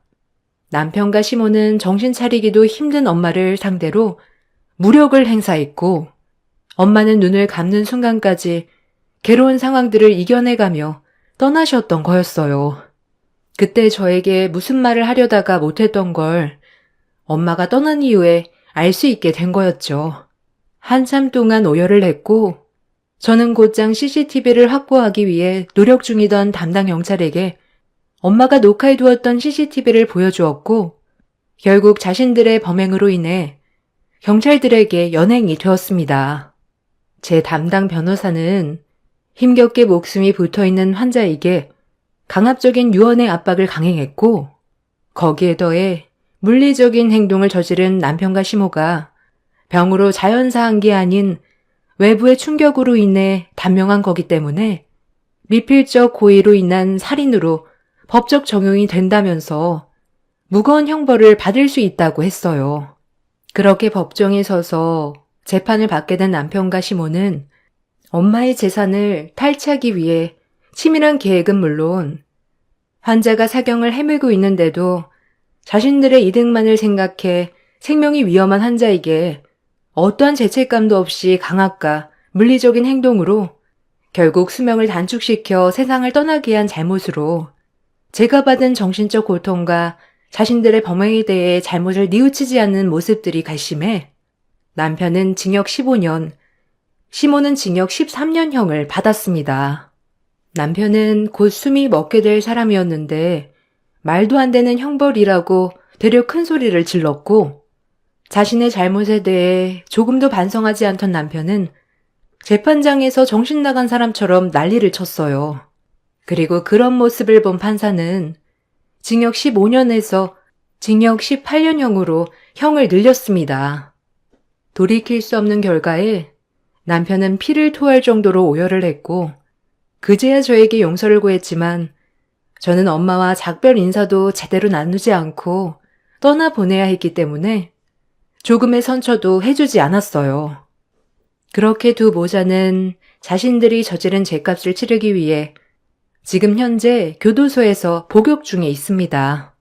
법으로 처벌을 받아 두 모자는 징역을 살고 있지만 저는 아직까지 그들로 인해 받았던 상처가 회복이 되지 않았습니다. 시간이 지나면 무뎌진다고 하지만 그 시기가 올 때까지 저 혼자 감당해야 될 아픔이 너무 커서 힘들게 이겨내고 있는 상황입니다. 돈이 뭐길래 저에게 이런 아픔을 주는 건지 모르겠어요. 엄마가 가지고 계셨던 90억의 건물은 처분하고 재산의 일부를 엄마와 똑같이 암투병의 어려움을 겪고 계신 분들을 위해 도움을 드리고 싶어 기부를 했어요. 저보다 더 힘든 삶을 살아가고 있는 분들이 저로 인해 삶에 조금이라도 여유가 생겼으면 좋겠어요. 그리고 저는 다시 일상으로 돌아와 회사 생활을 하고 있는 중입니다. 과거의 아픔을 잊기 위해 최대한 아무렇지 않게 평소처럼 살아가고 있긴 하지만 오늘따라 저희 엄마가 너무 보고 싶어요. 아직까지 엄마가 떠났다는 게 믿어지지가 않아 눈물이 앞을 가립니다. 열심히 살다 보면 저를 진정으로 사랑해주는 그런 사람을 언젠가 다시 만날 날이 있겠죠. 여러분들께서도 힘내시고 올 한해 마무리 잘 하시길 바라며 건강에 항상 유의하시길 바랍니다. 감사합니다. 안녕하세요. 저는 지긋지긋했던 남편과의 결혼 생활을 끝내고 이제야 자유를 찾게 된 30대 여자입니다. 저도 보잘것없는 인생이지만 남편이 저를 진심으로 사랑하는 마음이 느껴져서 결혼을 결심하고 제 인생을 맡겼는데 결국 남이 되어버린 좋지 않은 결과로까지 이어지게 되었습니다. 남편과는 11년간 함께 있고 그 긴 시간 동안 노력했지만 모든 건 뜻대로 되지 않더라고요. 남편과 마음 맞춰 사는 것도 버거운데 시댁 식구들까지 저를 힘들게 하다 보니 하루하루 견디기가 쉽지 않았습니다. 노력을 해도 되지 않는 것들이 있더라고요. 그러다 보니 저도 이런 삶들이 지쳐버려 더는 좋은 감정이 나올 수가 없었어요. 처음 남편과 결혼했을 때는 서로 가진 것도 없이 시작해도 제가 의지할 사람이 있다는 거에 감사했고 너무 행복했었는데 임신을 하면서부터 제 인생은 180도 달라지게 되었습니다. 둘이 벌어도 많이 힘든 상황인데 자리도 잡기 전에 임신부터 했다고 시댁 식구들에게 욕을 한 바가지 먹었어요. 그때부터 삐걱거리기 시작한 삶은 결국 이혼까지 치닫게 되었습니다. 처음 남편과 결혼하려고 인사를 드리러 갔을 때 제가 혼자라는 사실을 마음에 들어하지 않으셨어요. 온전치 않은 가정 환경에서 자라왔다는 게 신경이 쓰이셨는지 남편과의 결혼을 고민하셨지만 남편도 잘난 건 아니었기 때문에 그런 처지를 시모도 인지하고 허락을 해주셔서 식을 올릴 수는 있었습니다. 부족한 게 많아도 서로 사랑하니까 좋은 마음으로 받아주실 줄 알았지만 그건 오롯이 제 생각이었고 결혼 생활이 이렇게까지 힘든 줄은 몰랐습니다. 자리를 잡기도 전에 임신을 하게 되고 만삭이 되자 시모가 시댁으로 들어와 살라고 강제 결정을 하셨어요. 밖에서 일하는 남편 신경 쓰게 할 거냐면서 출산 이후 몸조리도 해야 되기 때문에 무조건 들어오라고 하시길래 남편과 상의 끝에 불화를 만들고 싶지 않아 시모의 말을 따랐습니다. 모든 결정권은 시모에게 있었어요. 그 이유는 시댁 집안은 가족이 있지만 저는 가족 없이 홀로 살아왔었거든요. 제가 20살이 되었을 때 엄마는 저를 버리고 떠났어요. 아빠가 돌아가신 지 3년 만에 엄마는 다른 남자를 만나 따로 살림을 차렸습니다. 저희 가족은 워낙 가난했던 삶이었기 때문에 아무리 발버둥을 쳐도 가난해서 벗어날 수가 없었어요. 엄마도 그런 삶이 많이 힘들었는지 항상 아빠에게 불만을 털어놨었죠. 그런 모습들을 지켜봐오던 저도 많이 힘들었지만 아빠가 돌아가신 이후 저를 버리고 떠나셨을 땐 모든 걸 다 잃어버린 느낌이었습니다. 엄마와 함께 살던 집도 처분이 된 상태였고 봉투에 500만 원 넣어두시곤 짧은 말 한마디 적혀 있었어요. 이 세상에 엄마는 원래 없는 존재였던 것처럼 살라며 저와 함께한 기억들 전부를 잊어버리겠다면서 뒤도 안 돌아보고 도망을 쳤어요. 그 순간 버림받았다는 거에 너무 큰 충격을 받았고 더 이상 살고 싶은 마음도 없었는데 아빠와 함께 찍은 사진 한 장이 눈에 들어왔어요. 행복했던 그런 기억들이 스쳐 지나가면서 아빠가 저를 보며 웃고 있는 모습이 꼭 살아야 된다고 얘기하는 것 같은 느낌이 들었습니다. 그래서 이대로 생을 마감하기에는 너무 억울하고 분해서 열심히 앞만 보며 살아왔던 거고 그런 삶을 살아오면서 남편을 만나게 된 거였죠. 가족에 대한 그리움을 시댁 식구들이 채워줄 수 있을 거라고 생각했는데 그것도 아니었어요. 제 생각과는 전혀 다른 결혼 생활이었지만 그래도 가족이 없는 것보단 있는 게 의지할 곳이 있다는 거에 감사하며 살아왔습니다. 엄마한테 버려진 거에 비하면 버틸만 했었는데 세월이 지나면서 제 마음에도 점점 병이 들었었나 봐요. 출산 이후 시댁에서 몸조리 받을 때부터 시작해 현재까지 11년의 시댁 생활을 하는 동안 몸도 마음도 지쳐버린 것 같았습니다. 언제부터인가 시모가 무슨 말을 해도 귀에 들어오지가 않더라고요. 무기력해진 제 자신을 보고 있을 때면 한계라는 걸 느낄 수가 있었습니다. 얘, 너 무슨 생각을 그리 하는 거야? 고기가 다 타고 있잖아. 음식 하다 말고 왜 멍하니 서 있는 거야? 내가 잔소리 좀 했다고 지금 반항하는 거니? 아유, 이리 나와봐라. 하기 싫으면 말을 하던지. 비싼 소고기 전부 다 태워 먹었잖니. 뭐 하나 시켜도 똑 부러지게 하는 게 없어. 가정부였던 너희 엄마가 오죽 답답했으면 너를 버리고 떠났겠어? 나 같아도 너를 버렸겠다.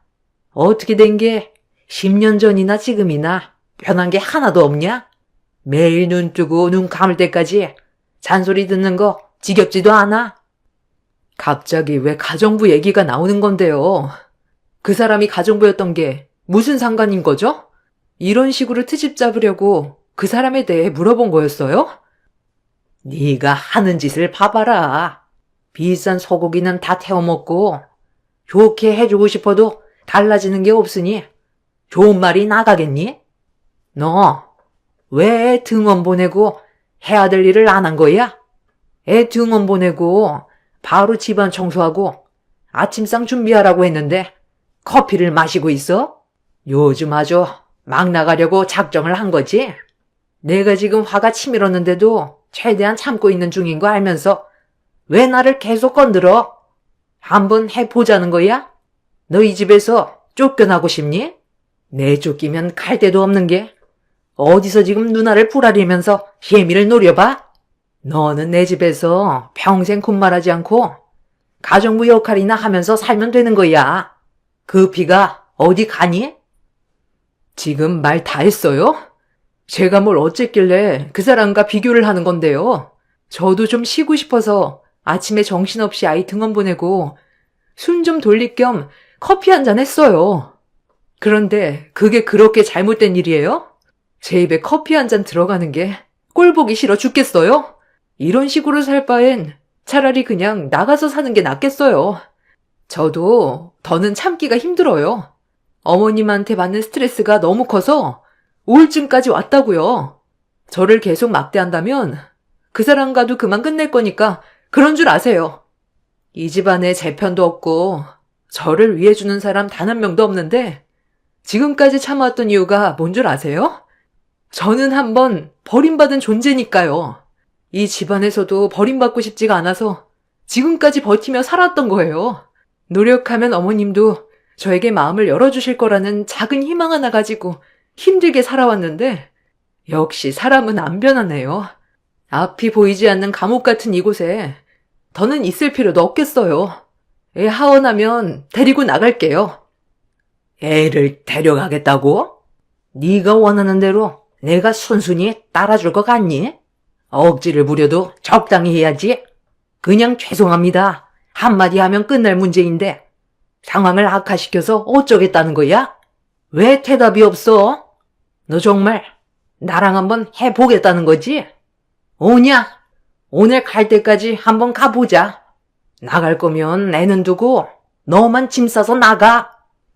에휴, 저러니 욕을 안 하려야 안 할 수가 없는 거야. 지금까지 우리 집에서 무상으로 먹고 살았으면 감사하게 생각하고 쥐 죽은 듯이 살아야 되는 거 아니야? 배가 불렀지. 며느리가 아주 배가 불렀어. 당신은 저런 말을 하는데도 그냥 듣고만 있을 거야? 당장 내쫓아 버려. 고생 한번 해봐야 여기서 살았던 게 행복한 줄 알지? 그렇잖아도 내쫓으려 했어. 예, 너 꼴 보기 싫으니까 당장 나가라. 여기서 아무것도 들고 갈 생각 말고 맨몸으로 나가거라. 들어올 때도 맨몸으로 들어왔으면 나갈 때도 맨몸으로 나가야지. 그리고 너는 어미라는 게 너만 고생하면 되지. 자식까지 버림받게 만들 거니? 내 손주는 절대 못 주니까 너만 나가라. 시모는 제가 고생 좀 해봐야 정신을 차릴 것 같다면서 내쫓으려 하길래 제 아이는 데리고 가겠다고 하자 갑자기 현관문 앞에 있는 빗자루를 들더니 저에게 마구잡이로 휘둘렀어요. 이성을 잃은 시모의 행동에 맨몸으로 도망을 나오게 되었고 하원하는 제 아이를 시부가 먼저 데리고 가버려 한참 동안 시댁 앞에서 아이를 보내달라고 얘기했지만 굳게 닫힌 문은 열리지 않았습니다. 아이 걱정에 저녁 시간이 될 때까지 집 앞에 서 있다가 퇴근한 남편과 마주치게 되었습니다. 잘하는 짓이다. 네가 이러니까 욕을 먹는 거야. 왜 쓸데없는 일을 키워서 상황을 안 좋게 만들어? 우리 어머니가 당신 얼굴 평생 보고 싶지 않다고 하셨어. 나도 이런 삶이 이젠 지친다. 언제까지 뒤에서 이런 관계를 지켜봐야 되는 거야? 그동안 할 만큼 했다고 생각해. 어차피 오래 지속되지 못할 거라는 거 알고 있었잖아. 애는 우리가 키울게. 가뜩이나 없는 형편인데 냉전 한 푼 없는 당신이 애를 데리고 가서 뭐 어떻게 살려고? 당장 집 하나 구하는 것도 힘들잖아. 나랑 이혼하고 위자료 얼마나 받을 수 있을 것 같은데? 원룸 하나 겨우 받을 수 있을 정도밖에 못 받을걸? 우리 집안 빚 갚는데 돈 다 나가고 모아둔 재산도 없는데 당신한테 줄 위자료가 어디 있겠어? 지금까지 데리고 살아준 거 돈으로 환산하면 그게 위자료 포함된 거나 마찬가지인 거야. 쓸데없이 애까지 힘들게 하지 말고 당신이 그렇게 원하는 자유 찾아가. 나도 이참에 우리 집안에 헌신하고 잘할 수 있는 그런 여자를 새로 들이든지 해야 되겠다. 당신보단 차라리 외국인 여자가 낫겠어. 시키면 시키는 대로 군말하지 않고 할 거 아니야? 애 앞날까지 망치지 말고 망가질 거면 당신 혼자 망가져. 너는 내 입장에 대해서 조금도 이해해주지 못하는구나. 내가 여태껏 왜 버티며 살아왔는지 뻔히 알면서 어떻게 그냥 갈라서자는 얘기를 할 수가 있어? 결혼 전에는 가진 거 없어도 평생 행복하게 해주겠다는 그 말 한마디 믿고 지금까지 버티면서 살아왔었는데 너는 분가할 생각도 전혀 없었던 거지? 말로만 분가하겠다고만 했지. 아예 생각 자체도 없었잖아.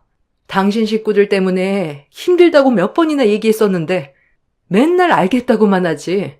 결국 달라지는 거 있었어? 죽이 되든 밥이 되든 애는 내가 데려가. 이 집에서 살다간 네 집안 식구들처럼 정신이 이상해져 버릴 거야.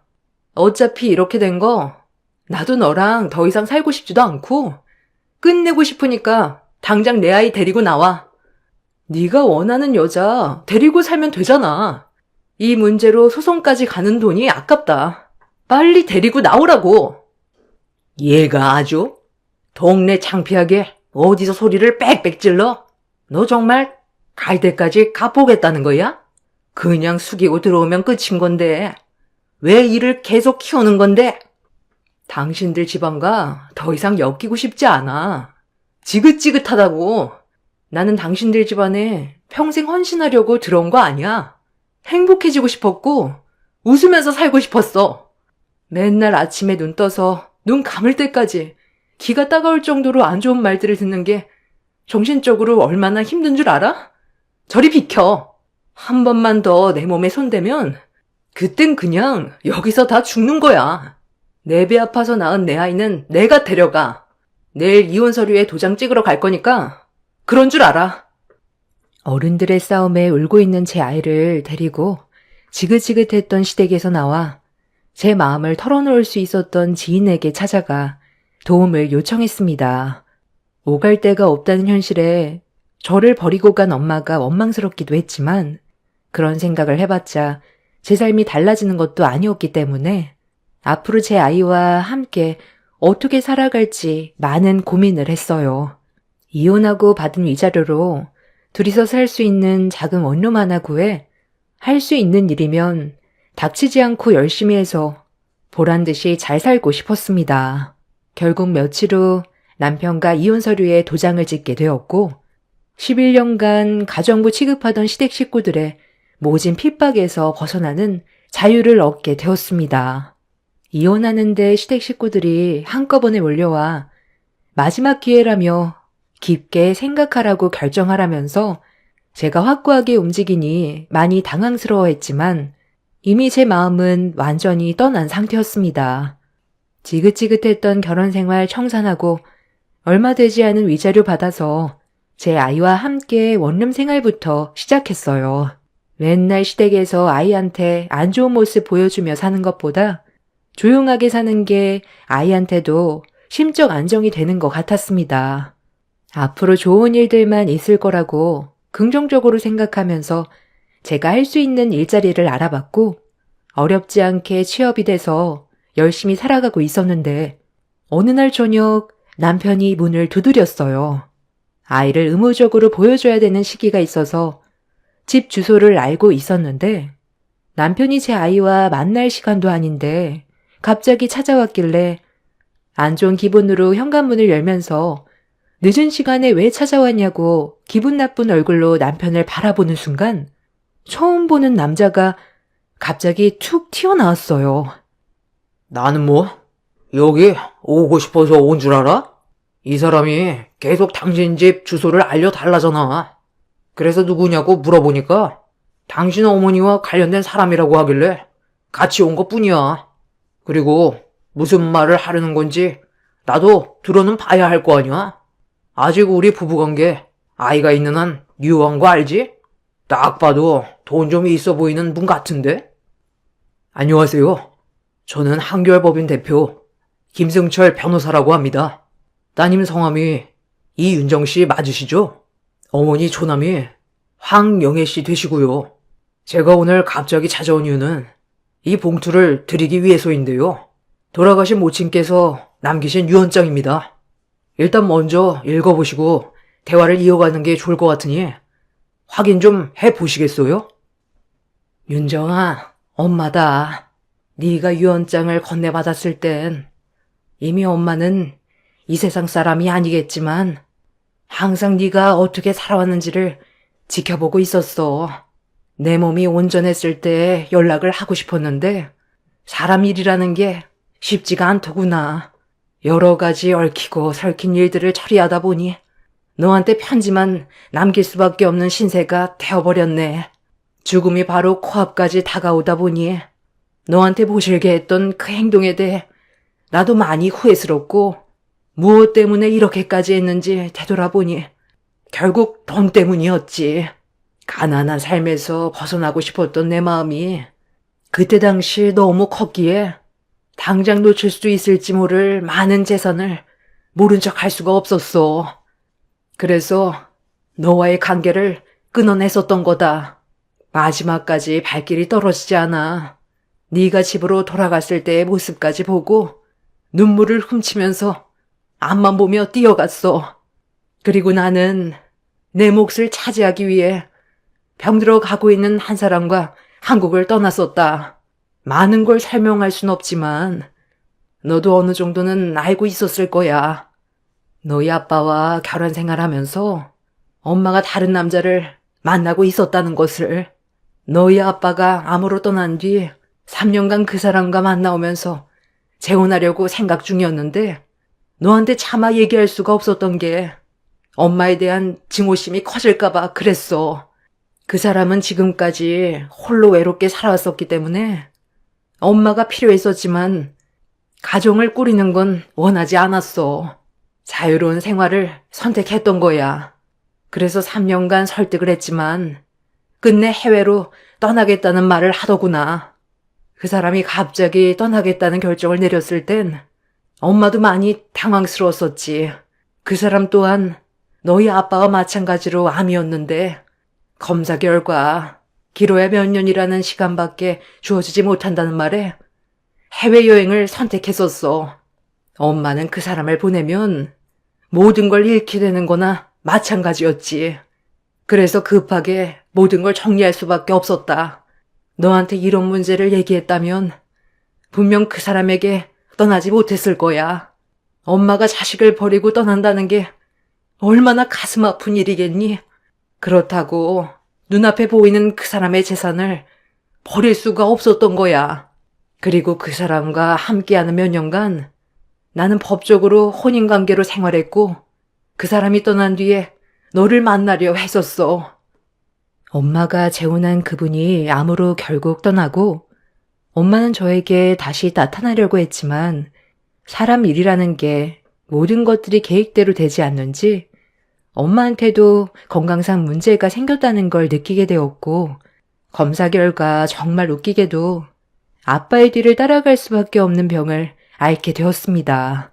엄마는 아픈 몸으로 제 앞에 나타나고 싶지가 않았었는지 대장암을 치료하기 위해 바로 항암 치료에 들어갔지만 생각했던 거와 다르게 건강은 점점 악화가 되어갔고 결국 버티다 못해 치료를 포기하게 된 거였어요.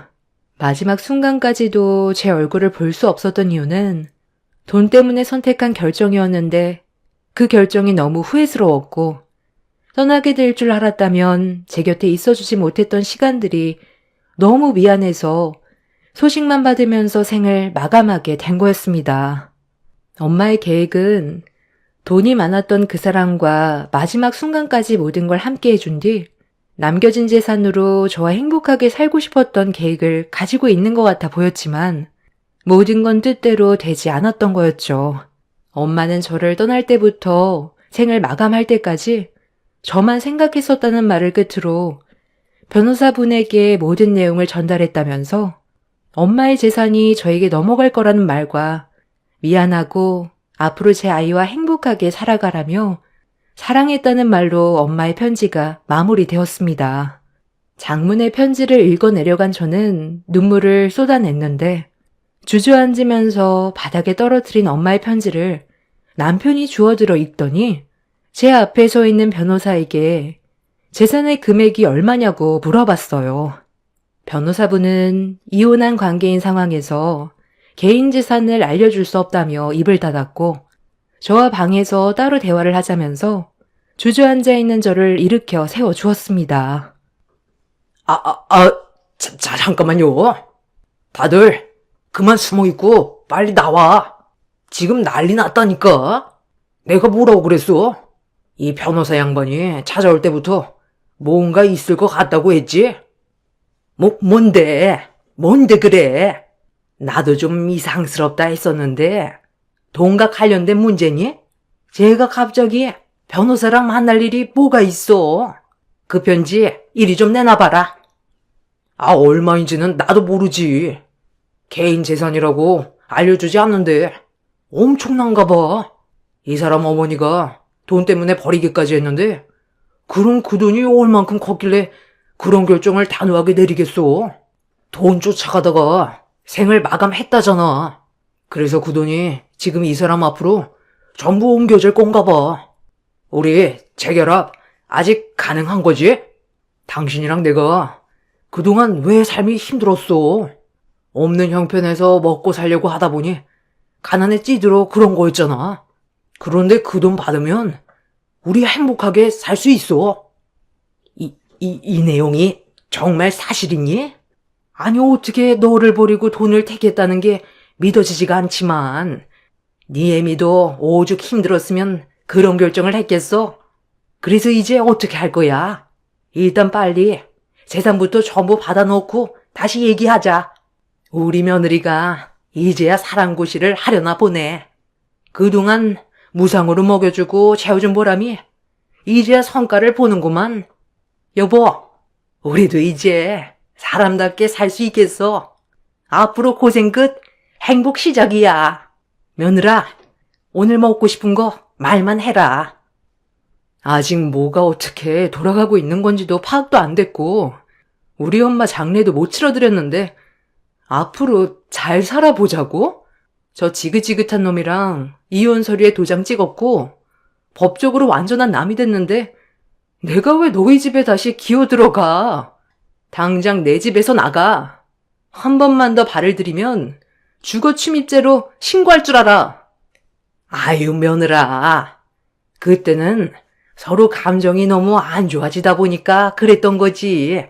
나는 너를 다시 받아줄 생각이었다. 시애미가 오죽했으면 그랬겠니? 다 잘 살자고 그런 거지. 내가 분명 얘기했을 텐데 한 번만 더 들어오면 그땐 주거 침입죄로 신고하겠다고. 내 허락 없이 들어왔으니 이건 정당방위지. 전시댁 식구들은 저와 더 이상 아무 연관도 없는 남인데 저희 엄마가 떠나고 남긴 재산이 많다는 이유로 저에게 다시 접근하려 들었어요.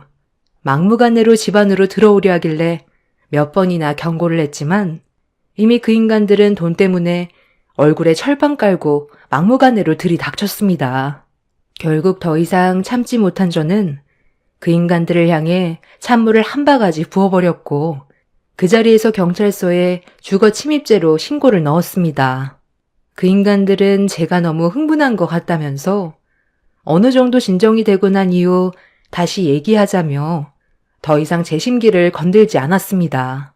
그렇게 한바탕 뒤집고 난 이후 변호사와 다시 한참 동안 대화를 나눴고 저는 안치실에 안치되어 있는 엄마의 장례를 치러 드렸습니다. 매몰차게 뒤도 안 돌아보고 떠날 땐 언제고 차가운 몸으로 돌아온 엄마의 모습을 보니 너무 가슴이 아파졌습니다. 그동안 보고 싶어도 죄책감 때문에 저를 볼 수 없었던 엄마가 얼마나 힘들었으면 핏기가 하나도 없이 얼굴에는 그늘진 모습이었어요. 자식의 도리로서 엄마의 장례를 정성껏 치러드렸고 변호사의 도움을 받아 엄마의 재산을 제가 힘들이지 않고 받을 수가 있었습니다. 가난에 찌들어 돈이 없던 시절 가정부 생활을 하면서 입에 풀칠하던 때와 다르게 세상을 떠난 엄마의 신부는 돈이 많았던 사모님으로 바뀌어 있었지만 이렇게 떠나고 나니 인생이 참 허무하게만 느껴지더라고요. 도대체 무엇을 이루기 위해 돈만 보고 악착같이 살아왔나 싶어요. 아무리 부족하고 힘들어도 저와 함께 했었으면 저도 이런 삶을 살진 않았을 텐데 과거를 되돌아보면 그때 당시 엄마의 선택이 많이 아쉽습니다. 좋은 추억 하나 만들지 못하고 달랑 편지 한 통에 모든 걸 정리해버린 엄마의 행동이 마음 아프지만 저를 위해 선택했던 결정이었다고 좋게 생각하고 살아가려 합니다. 엄마가 저에게 남겨두신 재산은 총 50억 정도 됩니다. 갑자기 너무 큰 돈이 들어와서 어떻게 해야 할지 모르겠고 이 돈을 제가 온전히 받는 것도 죄스럽게만 느껴집니다. 저희 엄마는 떠났는데 저와 제 아이만 행복하게 잘 살 자격이 되는 걸까요? 전시댁 식구들은 저에게 재산이 얼마나 남겨졌는지 알지 못하기 때문에 속이 타들어가는지 어떻게 해서든지 전 남편과 다시 재결합시키려고 온갖 노력을 다 기울이고 있지만 조금의 감정도 생기지가 않습니다. 평소에 행실이 좋았다면 제 마음은 바뀔 수 있었겠죠. 그 사람들이 배 아파 뒹굴고 있는 모습